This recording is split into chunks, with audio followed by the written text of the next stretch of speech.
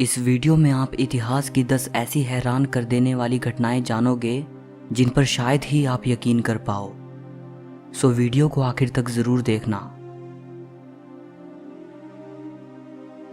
Number 1, western Roman empire में एक ईसाई प्रीस्ट थे जिन्हें जर्मनस ऑफ ओजेर कहा जाता है।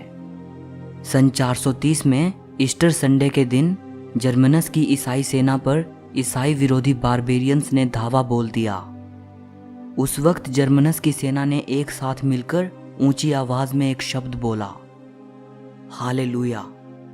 ये आवाज सुनकर बारबेरियंस की पूरी सेना इतनी बुरी तरह डर गई कि वो बिना लड़े ही भाग गई। नंबर 2, स्पेन के बार्सिलोना में एक व्यक्ति था जिसका नाम सिएते दे सेप्टिएम्ब्रे था। इस नाम का मतलब होता है 7वां सितंबर। उसका ये नाम इसलिए पड़ा क्योंकि वो 7 सितंबर 1749 को पैदा हुआ था। 1801 में वो 7 सितंबर को ही मरा। उसके बेटे का नाम भी सिएते दे सेप्टिएम्ब्रे ही था क्योंकि वो 7 सितंबर 1774 को पैदा हुआ था। हैरानी की बात है कि 1826 में वो 7 सितंबर को ही मरा। उसके ग्रैंडसन का नाम भी सिएते दे सेप्टिएम्ब्रे ही था। वो 7 सितंबर 1814 को पैदा हुआ था और 7 सितंबर 1862 को मरा। नंबर 3, 1914 में फर्स्ट वर्ल्ड वॉर के दौरान जर्मनी का एक जासूस पीटर कार्पिन फ्रांस की सीमा में घुस गया। फ्रांस की सीमा में घुसते ही फ्रांसीसी गुप्तचरों ने उसे पकड़ लिया। पीटर की गिरफ्तारी को छिपाकर फ्रेंच लोग उसकी तरफ से झूठी खबरें जर्मनी भेजते रहे और जर्मनी द्वारा पीटर के लिए खर्च की जो रकम भेजी जाती थी उसे फ्रेंच लोग खुद हथियाते रहे। 1917 में पीटर फ्रांसीसियों की कैद से निकल भागा।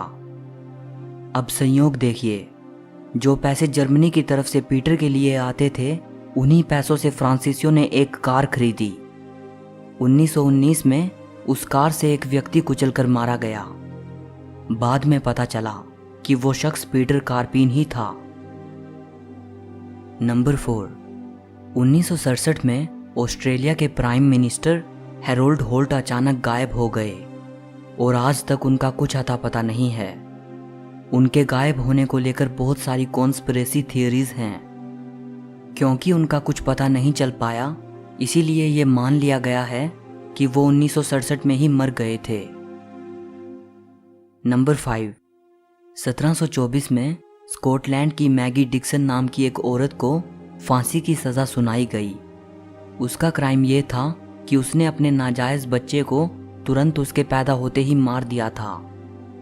मैगी को फांसी देने के बाद जब उसे दफनाने के लिए एक कोफिन में ले जाया जा रहा था तो ये पता चला कि वो जिंदा थी। कोर्ट ने यह फैसला सुनाया कि उसे एक बार मृत्युदंड दिया जा चुका है, इसलिए अब फिर से उसे सजा नहीं दी जा सकती।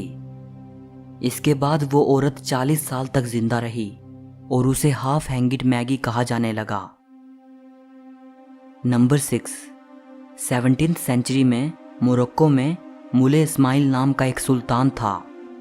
उसका ये मानना था कि उसके हाथों से मरने वाला कोई भी व्यक्ति सम्मान प्राप्त करेगा।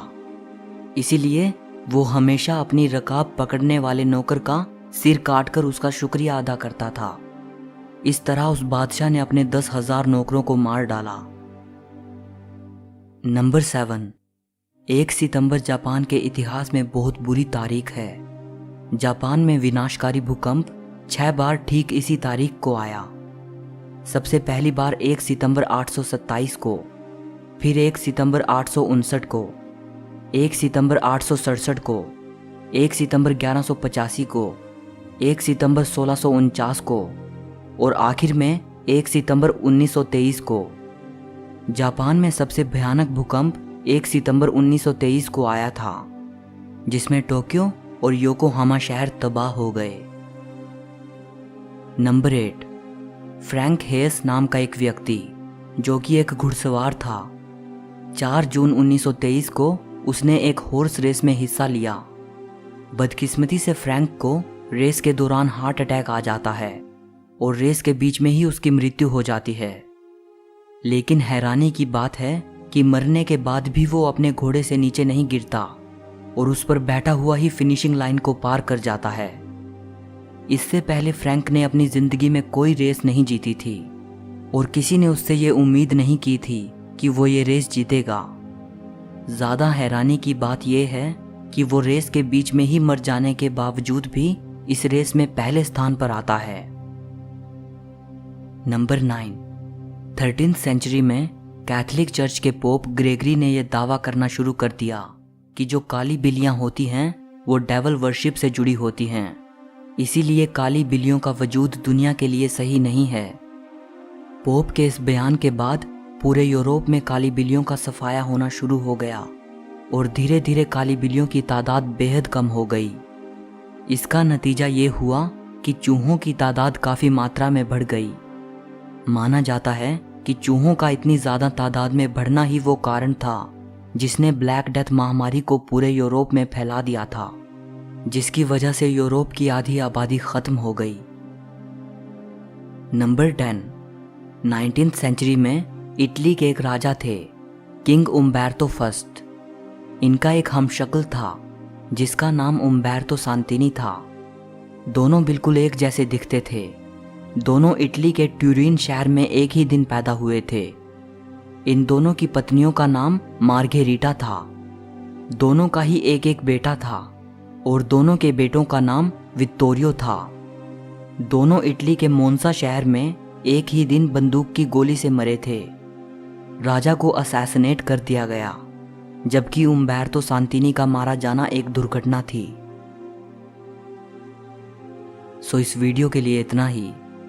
अगर आपको वीडियो अच्छी लगी हो तो लाइक और शेयर ज़रूर करना और हिस्ट्री से जुड़ी ऐसी ही वीडियो देखने के लिए चैनल को सब्सक्राइब करके घंटी को दबा देना।